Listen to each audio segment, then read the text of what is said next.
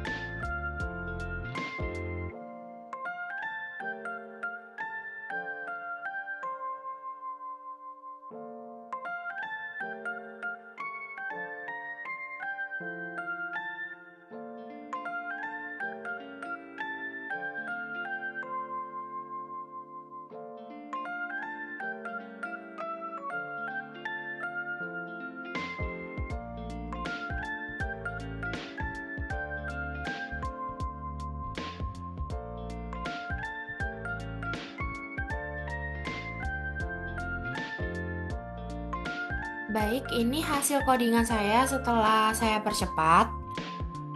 Jadi di bagian awal pada program saya mengimport beberapa library.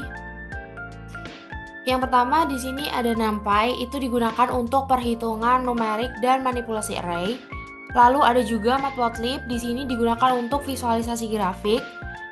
Sedangkan di sini ada juga Skippy.signal, digunakan untuk proses filtering digital khususnya pada butterworth filter. Selanjutnya saya juga membuat fungsi compute SNR,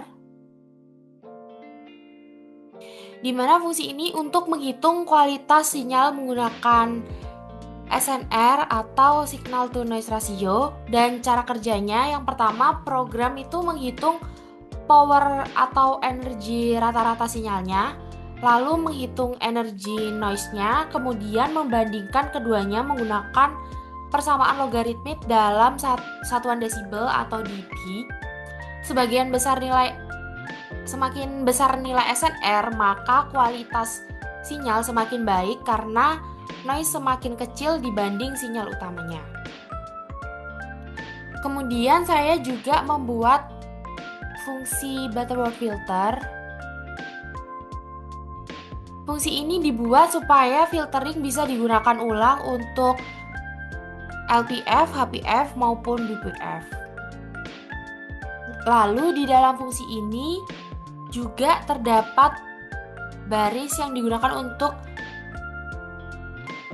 menghitung frekuensi Nyquist, di mana frekuensi Nyquist sendiri adalah setengah dari sampling frekuensi dan menjadi batas maksimum frekuensi yang bisa dipresentasikan secara digital. Lalu juga terdapat proses normalisasi cut-off frekuensi. Normalisasi ini diperlukan karena fungsi Butter bekerja dalam skala 0 sampai 1 terhadap frekuensi Nyquist. Kemudian juga filter dibuat menggunakan ini. Di sini ordernya sama dengan 4, menunjukkan order filter.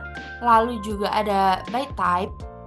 By type itu digunakan untuk menentukan jenis filter seperti low pass, high pass, dan juga band pass.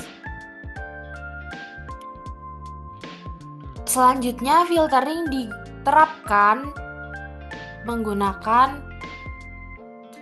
field karena filtering dilakukan dua arah sehingga tidak menyebabkan fase shift atau pergeseran sinyal. Baik, selanjutnya di sini ada parameter sinyalnya, di mana Fs sama dengan 100 berarti terdapat 100 sampel per detiknya. Lalu di sini juga ada DT, itu interval sampling sebesar 0,01 detik. Lalu ada T, itu adalah sumbu waktu dari 0 sampai 5 detik. Dan selanjutnya di sini saya juga membuat sinyal utama atau ground truth-nya. Sinyal ini berupa gelombang sinus dengan frekuensi 5 Hz, lalu dikalikan fungsi eksponensial agar amplitudo sinyal membentuk envelope seperti sinyal seismik yang nyata. Jadi amplitudo paling besar itu nantinya berada di tengah waktu sekitar 2,5 detik.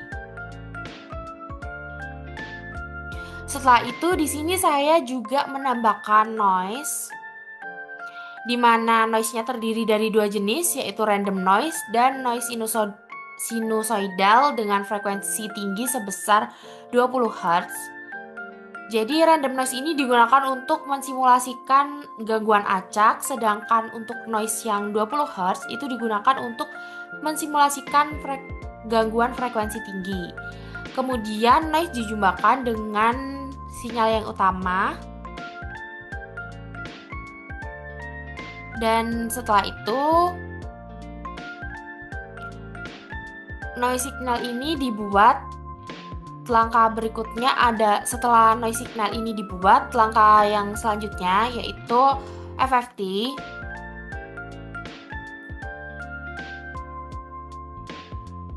Atau Fast Fourier Transform. FFT ini digunakan untuk mengubah sinyal dari domain waktu ke domain frekuensi. Tujuannya supaya kita bisa melihat kandungan frekuensi di dalam sinyal.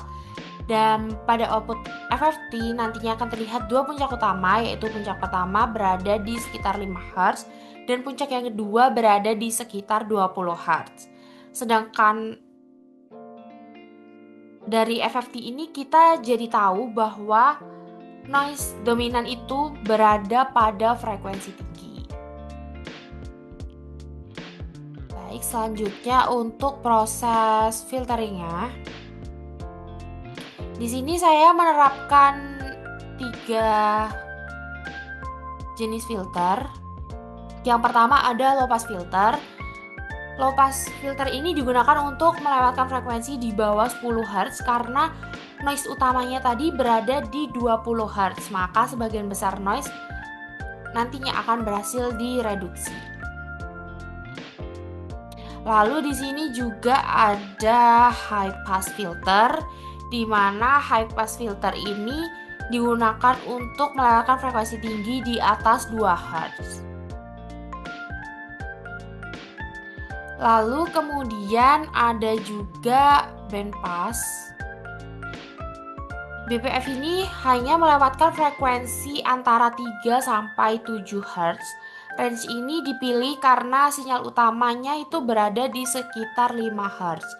Jadi frekuensi sinyal utamanya itu nanti dipertahankan, sedangkan noise di luar range tersebut akan direduksi.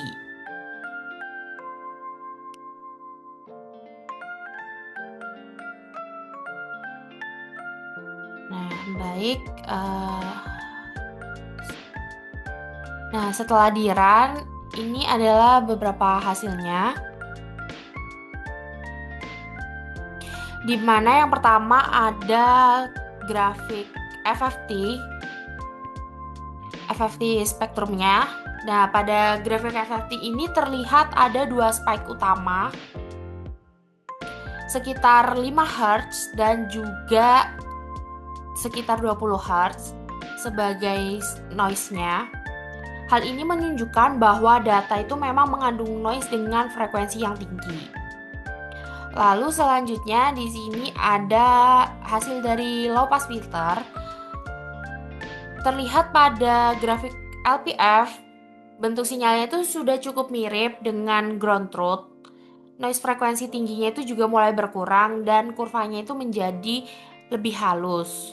Dan di sini nilai SNR-nya adalah 4,27 desibel, yang artinya kualitas sinyal itu membaik dibandingkan noisy signal awalnya. Lalu selanjutnya di sini ada hasil dari high pass filter. Pada grafik HPF ini terlihat bahwa sinyalnya itu masih sangat noisy dan amplitudonya itu terlihat sangat acak. Lalu di sini juga bentuk sinyalnya tidak terlalu mengikuti ground truth. Nilai SNR-nya itu tetap rendah sekitar minus 4,61 desibel, dan ini terjadi karena HPF tetap mempertahankan noise frekuensi tinggi di 20 Hz. Lalu ada selanjutnya yaitu band pass filter, di mana pada grafik BPF ini terlihat bentuk sinyal paling mendekati ground truth dan noise-nya itu berhasil ditekan dengan baik sehingga amplitudonya itu terlihat lebih stabil dan juga bersih. Nilai SNR-nya itu meningkat menjadi sekitar 7,48 desibel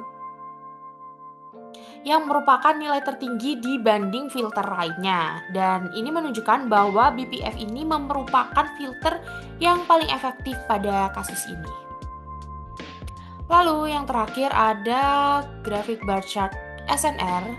Di sini terlihat bahwa noisy signal ini memiliki SNR negatif dan LPF itu meningkatkan kualitas sinyal, sedangkan HPF itu tidak memberikan perbaikan, dan sedangkan BPF memberikan peningkatan SNR yang paling besar. Jadi semakin tinggi nilai SNR, semakin baik kualitas sinyal hasil filteringnya. Baik, dapat disimpulkan berdasarkan hasil simulasi dan filtering yang telah dilakukan bahwa FFT ini sangat membantu untuk mengidentifikasi kandungan frekuensi pada sinyal. Noise utama berada pada frekuensi tinggi sekitar 20 Hz. Low pass filternya cukup efektif untuk mengurangi noise frekuensi tinggi, sedangkan high pass filter itu kurang cocok karena tetap mempertahankan noise-nya. Dan sedangkan band pass filter ini memberikan hasil terbaik karena hanya mempertahankan frekuensi sinyal utama di sekitar 5 Hz. Hal ini dapat dibuktikan dengan bentuk sinyal yang paling mendekati ground truth serta nilai SNR tertinggi yaitu 7,48 desibel. Jadi untuk kasus sinyal sintetik ini, band pass filter merupakan metode filtering yang paling efektif.